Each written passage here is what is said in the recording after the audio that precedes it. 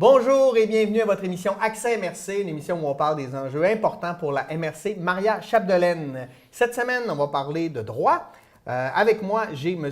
Jean Théberge, avocat à l'aide juridique. Bonjour, M. Théberge. Bonjour. Ça va bien? Oui, ça va bien. Oui. Donc aujourd'hui, on va un peu démystifier c'est quoi l'aide juridique, comment ça fonctionne, et qui peut avoir accès à ça et quels sont les différents services.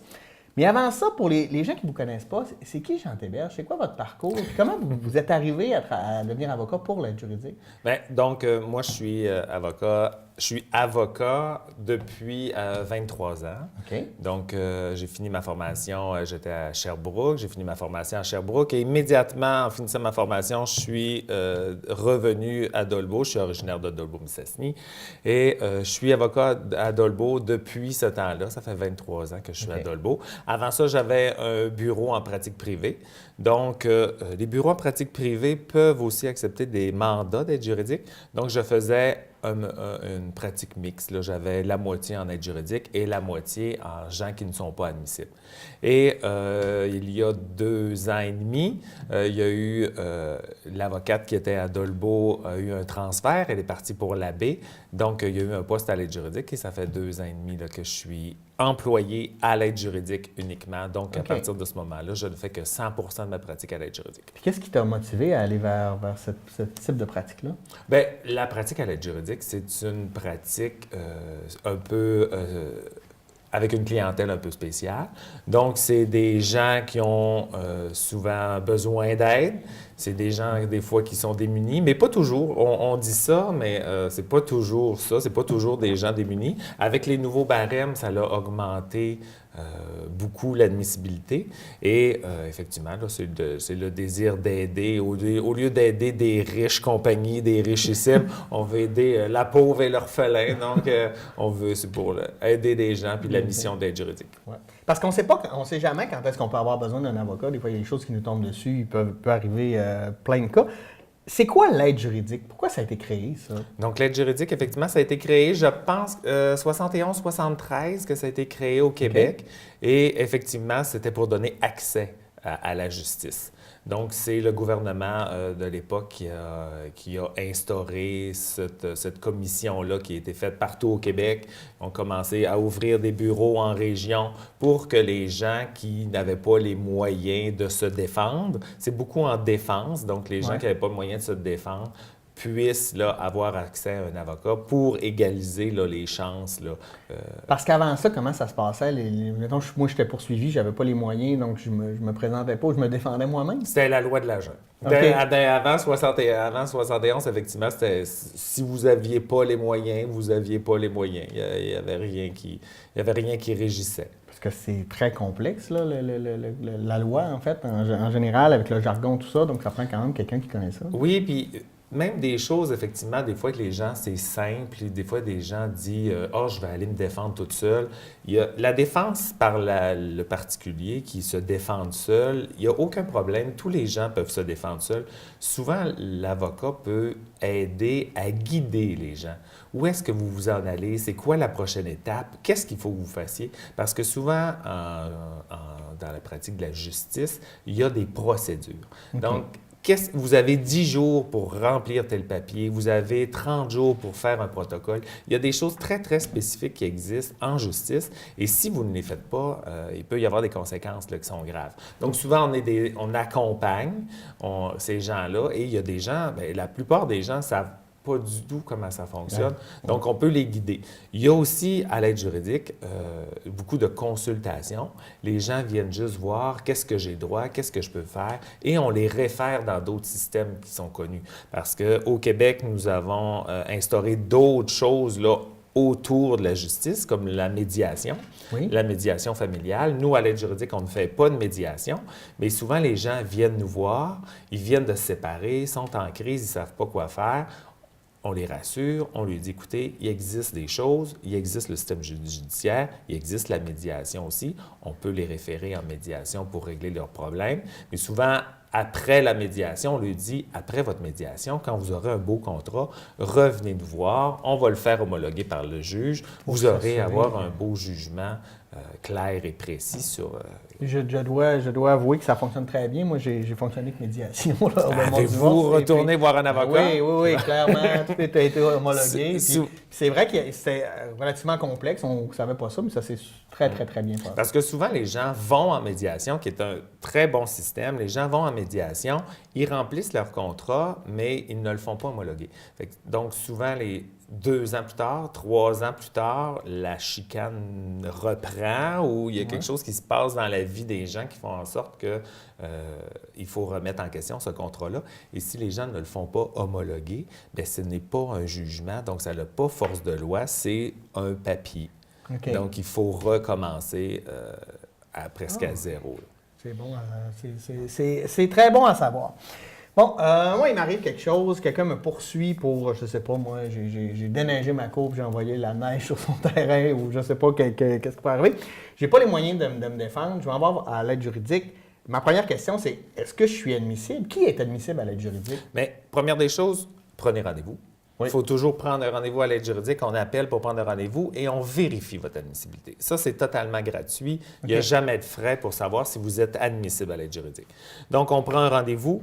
On vous demande d'amener des papiers. Ça, des papiers à l'aide juridique, on en demande beaucoup. Les rapports d'impôts, les talons de paye. Il faut faire un minimum de recherche là, pour voir si c'est des gens qui cachent des revenus, s'il y a de la fraude ou tout ça. Ça, c'est normal, c'est gouvernemental. Il faut faire des vérifications. Okay. Donc, on va vous demander d'amener vos papiers. Vous apportez vos papiers et là, on va vérifier si vous entrez dans le barème. Là, je vous ai amené un petit peu une petite feuille concernant les barèmes. Ça, c'est les barèmes d'aide juridique de cette année.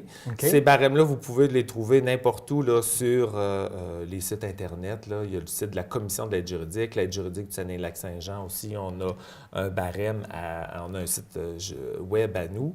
Donc, ça, c'est les barèmes d'aide juridique. Okay. Donc, ça a été calculé, je vous dirais que pendant de nombreuses années, il n'a jamais bougé. Okay. Donc, le gouvernement, quand il l'a créé, il a fait un barème fixe et il n'a jamais été indexé. Tu veux dire que là, les salaires augmentaient, il y a de moins en moins de gens qui est admissibles. Oui, donc là, je ne sais pas trop, je ne me rappelle plus la date, mais il y a une dizaine, peut-être pas 10 ans, mais les barèmes ont été refaits complètement. Okay. Et le critère qu'on s'est donné au Québec, c'est une personne qui travaille au salaire minimum pendant 35 heures doit être admissible à l'aide juridique. Donc, okay. Ça, c'est le nouveau barème. Donc, à chaque fois que le salaire minimum augmente, présentement, le barème augmente. Okay. Donc, à chaque année, on a des refontes là, des barèmes et il augmente. Donc, une personne seule qui travaille au salaire minimum pendant 35 heures est admissible gratuitement à l'aide juridique. Après ça, si vous êtes en couple, on rajoute un autre morceau. Si vous avez un enfant, si vous avez 2 enfants, et les barèmes peuvent augmenter. C'est pour ça que sur le petit barème, une personne seule, c'est admissible à partir de 21 840. Une personne, un adulte, si vous avez un enfant, c'est 26 720. Un adulte avec 2 enfants, 28 000. Un conjoint, et ça l'augmente comme ça là, jusqu'à un conjoint, 2 enfants, 35 815. OK. Ça, c'est le salaire global des 2 personnes. C'est le salaire des 2 personnes. Okay. Mais c'est ajouté aussi le volet contributif. C'est ça que ma question, je voyais volet avec contribution. C'est quoi la différence? Effectivement. C'est ce qui veut dire que vous êtes un petit peu en haut des barèmes. Donc, admettons que vous êtes 1 $ en haut du 21 840, vous gagnez 21 841, ouais. On ne vous met pas dehors tout de suite. Okay. Donc, il y a ce qu'on appelle les volets contributifs. Donc, ça va entre 100 et 800 $. Ça veut dire qu'on va calculer comment vous gagnez et on va vous dire, votre dossier va vous coûter 100 $. Donc, vous versez 100 $ à l'aide juridique pour le volet et ça couvre l'entièreté de votre dossier.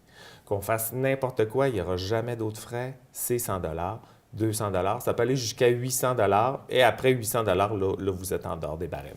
C'est pour ça qu'une personne seule qui gagne 21 841 va être admissible avec un volet de 100 $ jusqu'à 30 506. Ou là, ça va être 800 $. Là, ça va être 800 $, puis à 30 507, là, vous sortez du barème. OK.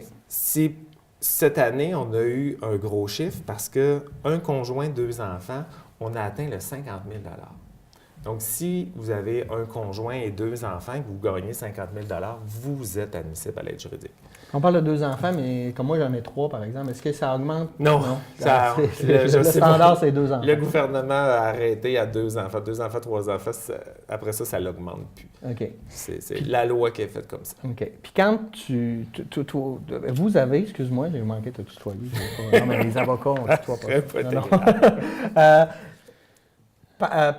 Toi, tu as travaillé en privé aussi. La différence, elle est énorme là, entre 100 à 800 $ et puis si j'ai à payer la totalité. Oui, ça dépend toujours du dossier. Si vous allez seulement mais pour des dossiers similaires? Si vous allez seulement pour une mise en demeure ou des choses comme ça, il y a des choses qui peuvent être pas très chères non plus en privé. Mais effectivement, là, un dossier, ça dépend qui est votre avocat. Ça dépend de beaucoup de facteurs. Ça dépend de la complexité de votre dossier. Mais ça peut coûter 2 000, 3 000, 4 000. Il n'y a pas de limite là, à ce qu'on peut payer. Là. Il y a des cas que ça a coûté des 30 000 $ pour se défendre. Donc, souvent, à l'aide juridique, là, c'est une façon de savoir où est-ce qu'on s'en va. Parce que souvent, les gens, je leur dis, bon, vous avez peut-être un volet, ça va vous coûter 400 $, mais ça, vous pouvez le budgéter. Puis nous autres, à l'aide juridique aussi, on fait des ententes de paiement.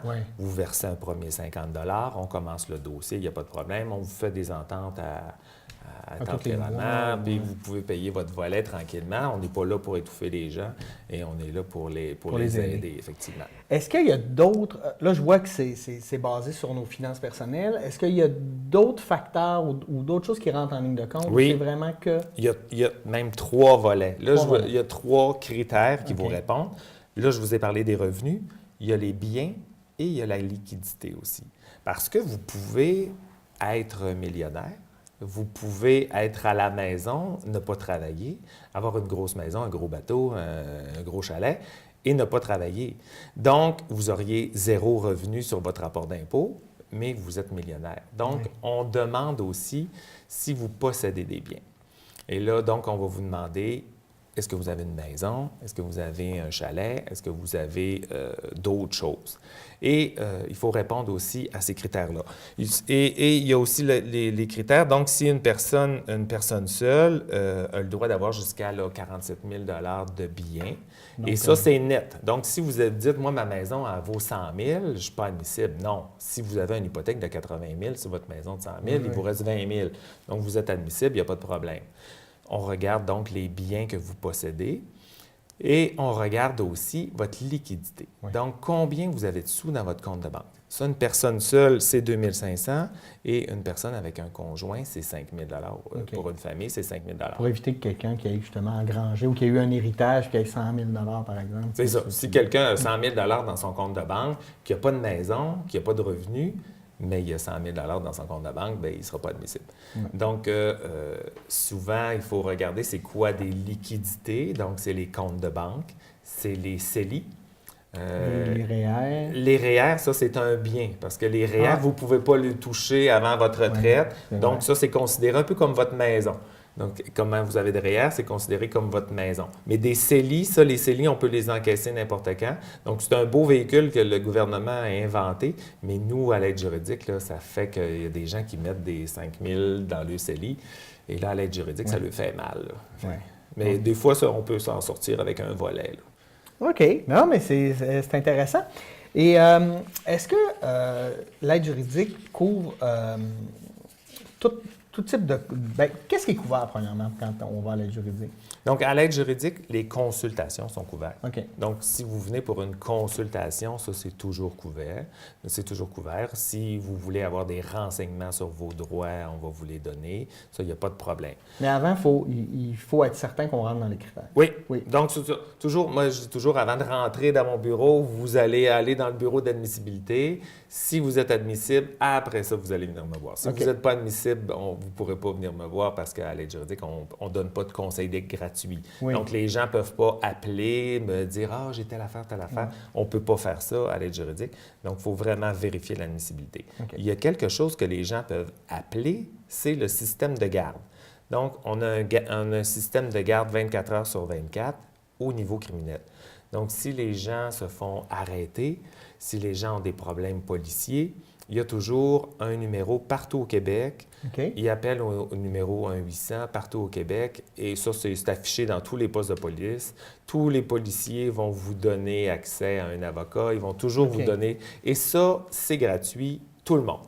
Donc, on ne regarde pas si vous êtes admissible. Vous venez de vous faire arrêter, vous prenez le téléphone, vous appelez l'aide juridique, le système de garde, il y a tout le temps quelqu'un 24 heures sur 24 qui va vous répondre. vous aiguiller. Oui. Et souvent, les gens n'appellent pas. Ah non? Les gens ne savent pas, les gens ont peur d'avoir une facture et les gens disent « Ah, je n'ai pas besoin d'avocat, je suis capable. » Et les gens n'appellent pas assez. Moi, je dis toujours aux gens, c'est gratuit, faites un petit téléphone. Si ça ne vous a pas aidé, bien, ça ne vous a pas aidé, puis vous n'êtes pas Ça ne vous pire. nuira pas, c'est certain. C'est ça, ça ne peut pas nuire. Puis si jamais vous avez un petit conseil qui peut faire votre affaire, bien, profitez-en, c'est gratuit, 24 heures par... Ça, c'est seulement pour les dossiers criminels. C'est au niveau du dossier du criminel, effectivement, en cas d'arrestation. OK, parfait. Donc, ça, c'est couvert. Donc, les consultations, c'est couvert gratuitement. Oui. Oui. Est-ce que les représentations, si on va en cours, tout ça? Là, c'est ça. Si on vous ouvre des dossiers, souvent les dossiers qu'on ouvre, là, donc les dossiers au familial, ça, c'est toujours couvert. Si vous voulez une séparation, une garde d'enfants, pension alimentaire, ça, c'est couvert, il n'y a pas de problème. Au niveau de la jeunesse, la DPJ, oui. Si la DPJ entre chez vous, donc pour la compromission de vos enfants. Au niveau de la jeunesse, ça, c'est toujours couvert aussi. On couvre aussi le jeune contrevenant. Donc, si un jeune en bas de 18 ans ou un adolescent fait des méfaits, c'est toujours couvert. Donc, le service est toujours couvert pour cette chose-là. Et au niveau criminel, adulte, on couvre certaines choses. Parce que ça, c'est pas tous couverts. Là, on a des critères à l'aide juridique. Parce que si c'est bénin, si c'est des choses que c'est pas grave, vous n'avez pas de dossier judiciaire, il vous prend une lubie, vous allez chez un épicier, vous volez un sac de fromage, vous repartez, ça ne sera pas couvert à l'aide juridique. OK. Parce que c'est pas assez grave, donc vous ne ferez pas de prison, vous n'aurez pas d'immenses conséquences. Donc ça, ces choses-là, souvent, ne sont pas couvertes. Ah, okay. Il peut y avoir certains critères qui sont appliqués qui vont faire en sorte que ces choses-là sont couvertes. Donc, si vous avez beaucoup d'antécédents, et qu'on vous fait arrêter. Moi, je me ferais arrêter, j'aurais pas de problème, mais vous avez beaucoup d'antécédents judiciaires. Donc, donc, il y a la gradation des sentences. Donc, vous pourriez peut-être faire de la prison à cause d'un geste qui est moins grave. Donc, c'est une procédure sommaire. On va le couvrir parce qu'il y a un danger d'emprisonnement. Okay. On couvre aussi, il y a certaines particularités. Si c'est de la violence conjugale, même si c'est fait de procédure sommaire, on va aussi le couvrir parce qu'au tribunal, si jamais on fait témoigner votre ex-conjointe, puis que c'est vous qui contre-interrogez votre ex-conjointe, donc on couvre toujours pour faciliter des choses comme ça. Donc on appelle ça l'intérêt de la justice. Quand l'intérêt de la justice est mis en cause, on va couvrir aussi le dossier. Okay. Et il y a tout ce qui est plus grave, tout ce qui est pris par acte criminel. Donc, tous les actes criminels sont acceptés en défense. Donc, ça, il n'y a pas de problème. Mais oui, c'est ça. Mais il faut être admissible. Il faut toujours être admissible. Et il y a aussi des choses qu'on peut vérifier là aussi comme administratifs. Tous les dossiers administratifs avec le gouvernement. Donc, vous avez un problème d'aide sociale, vous avez un problème de chômage, vous avez un problème de CSST, vous avez un problème de SAQ. Ça, c'est couvert aussi. Régie du logement. Régie du logement, ça peut être couvert à Régie du logement. Donc, je vous dis ça parce que si vous vous faites seulement poursuivre pour non-paiement de loyer, là, on rentre aussi dans une petite créance. Donc, si vous faites seulement poursuivre pour non-paiement de loyer, je vous dis une petite créance, donc en bas de 15 000, c'est pas couvert. Les avocats ne sont pas acceptés à Régie du logement.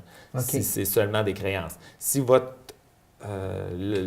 locataire veut vous éjecter de votre logement, ça, c'est important. Vous perdez votre logement, ils veulent vous casser votre bail, ça va être couvert à l'aide juridique. Okay. Donc, il y a beaucoup de particularités. C'est pour ça qu'il faut venir voir à l'aide juridique, est-ce que je suis couvert ou non.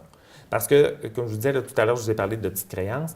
Les petites créances, c'est pas que c'est pas couvert par l'aide juridique, c'est pas couvert par les avocats, jamais. Jamais. Donc, Mais est-ce qu'on peut quand même bénéficier de vos conseils Oui. si on est pour aller à l'aide juridique? c'est pour ça que je vous disais, on peut toujours vous aiguiller. OK. Vous venez me voir, vous êtes admissible à l'aide juridique, vous prenez une consultation, il m'arrive telle chose, j'ai une infiltration dans mon sous-sol, ça me coûterait 7 000 $ pour faire les réparations. Bien, je vais vous dire, parfait, il vous faut tel papier, allez voir un expert, faites-vous faire une soumission, puis après ça, je vais vous dire, allez aux petites créances.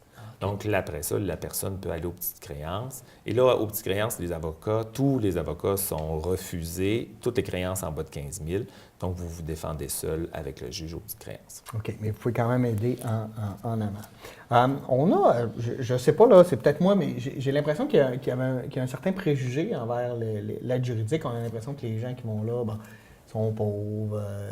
C'est bien quand on voit voyons, pour se qualifier financièrement, bon, il n'y a pas que du faux là-dedans, mais c'est pas parce que pas nécessairement en moyen que tu es tout croche ou que tu as des problèmes sociaux. Effectivement, notre clientèle est vaste, là. On a un volet de clientèle.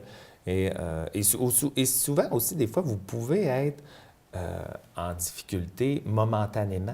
Oui. Je veux dire, vous avez un conjoint, vous avez une conjointe, il gagne 100 000 $ par année, ça va bien, vous avez une belle famille, et là, votre conjointe vous met dehors. Bien là, vous vous retrouvez à la rue, vous étiez à la maison. Bien là, donc, vous étiez assez aisé, mais là, momentanément, vous êtes à la rue, vous n'avez pas de revenus. Bien, on va vous aider, on va vous couvrir. Là. Fait qu'il ne faut pas avoir de gêne d'aller vous voir. Des fois, il y a des gens qui... Vous sentez des fois qu'il y a des gens qui sont je sais pas, je pense que ça ne fait jamais plaisir d'avoir besoin d'aide. C'est plus la peur de venir nous consulter que ça. Des gens qui sont gênés, non, je pense qu'on en a de moins en moins. Souvent, ce que je trouve, c'est que les gens ne connaissent pas assez l'aide juridique. Ils ne viennent pas assez nous voir. Ils ne viennent pas voir leur admissibilité. Qu'est-ce que je peux faire? Là, présentement, les gens, ce qui circule dans la population, c'est que les avocats, ça coûte cher. Donc là, on se retrouve au palais de justice avec énormément de gens qui se représentent seuls. Okay. Et ça, c'est pas nécessairement une bonne chose parce que là, les gens arrivent devant le juge, sont seuls, ils ne savent pas comment ça marche. Et là, le système de justice essaie de les guider, mais ce n'est pas des choses qui sont faciles. L'information, ils n'ont peut-être pas les documents qu'il faut, fait que là, on retarde tout le processus. Effectivement, et parce que le temps de cours, même je vous dirais en région, c'est précieux, parce qu'à Montréal, vous avez plusieurs juges tous les jours qui sont là, mais nous, à Roberval, les juges en familial viennent 1 fois par mois, 2 fois par mois. En criminel, ils viennent plus souvent, mais c'est vraiment du temps qui est précieux. Donc, quand les gens ne sont pas préparés, bien souvent, on perd du temps là-bas et on est obligé de remettre des dossiers qui auraient pu procéder. Donc, souvent, on dit aux gens, venez voir pour, justement, là, vous aiguiller dans le système de justice. OK. C'est quoi le SAH? Le SAH, ça, c'est quelque chose, effectivement, qui a été inventé. C'est une invention. Okay. Parce qu'avant, à chaque fois qu'on avait pas un problème, mais une modification de pension alimentaire, il fallait toujours retourner voir l'avocat. Oui. Et là, mettons que vous aviez eu une entente avec votre ex-conjointe, l'enfant était devenu majeur. Il faut retourner voir l'avocat, refaire un calcul de pension alimentaire, faire annuler sa pension alimentaire. Donc, les gens, à chaque fois qu'il y avait une modification, devaient repayer un avocat pour retourner en cours. Donc là, ce qu'on a inventé, c'est le SAH, c'est un service d'aide à l'homologation. Donc, ça ne couvre que les gens qui ont une entente.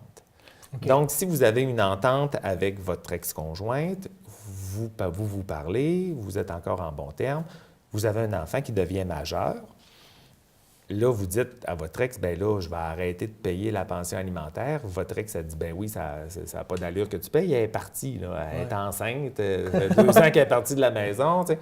Donc, il faut arrêter la pension alimentaire. Donc, le service d'aide à l'homologation a été inventé pour ça. C'est un prix fixe. Donc, on ne calcule pas votre barème d'aide juridique. si vous êtes admissible à l'aide juridique, ça va être gratuit encore. OK. Parce que ça, c'est toujours. Si vous êtes admissible à l'aide juridique, c'est gratuit. Sinon, il y a un prix fixe, c'est 554 qui a été calculé. C'est le 554, si on le pris, c'est parce que c'est 400 que ça coûte, plus un thème judiciaire. Puis le thème judiciaire, il augmente là, à chaque année. Un thème judiciaire, c'est pour amener une requête au palais de justice, il y a un prix. Ça coûte 154 donc ça coûte 554 Donc, si vous avez une entente, on vous charge 554 et ça, c'est peu importe vos revenus. Si vous êtes admissible, comme je vous ai dit, la moitié va être gratuit, donc 200 quelque chose va être gratuit. Donc, cette portion 270, parce que c'est 500. Ah oui, tu as raison. Donc, votre portion à vous pourra être gratuite si vous êtes admissible à l'aide juridique et le monsieur ou la dame qui n'est pas admissible lui paierait sa partie. OK. Et si les deux personnes sont inadmissibles à l'aide juridique, c'est 554. Ça ne bouge jamais. Okay. Et là, les gens doivent avoir une entente. Donc, il ne faut pas que l'avocat soit en train de poser des questions, soit pas en train de régler des conflits. Il faut vraiment dire, on arrête la pension ou il y en a un enfant, puis il en reste 2, on recalcule la pension alimentaire avec les impôts. On fait ça. Un changement de garde. Votre fille a 16 ans et décide qu'elle s'en va vivre chez son père. Bien, il faut arrêter la pension alimentaire à madame. Il faut regarder s'il y en a une pour monsieur. Donc ça, on va faire ça. Mais il faut que les deux parties, le père, la mère, soient d'accord. Okay. Et ça, on va faire une nouvelle convention, on va l'amener devant le juge. C'est un prix fixe et ça couvre toute cette portion-là. Oh, OK. Bien, ça se démystifie beaucoup de choses. Hey, merci, M. Thébert. C'était vraiment... T'as déjà fini? C'est déjà fini? Ça va vite, hein? Ça va vite. Non, mais ça démystifie beaucoup de choses. C'est très, très, très intéressant. Merci infiniment de votre présence. Merci à vous d'avoir été des nôtres. Si vous avez besoin d'informations, vous pouvez aller vous devez avoir un site web. On a un Facebook, l'aide juridique, il y a des sites web du Saguenay-Lac-Saint-Jean, ou vous appelez au bureau à Dolbeau 276-3951. Et voilà, c'est dit. Merci beaucoup d'avoir été des nôtres. Nous, on se dit à la semaine prochaine pour une nouvelle édition d'Accès et merci. Bonne semaine.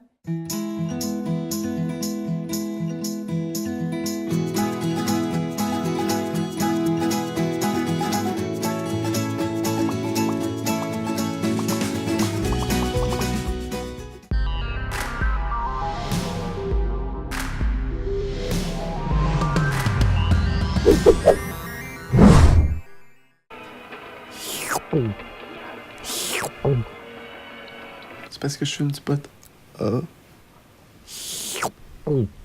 Impossible que le cannabis fasse ça.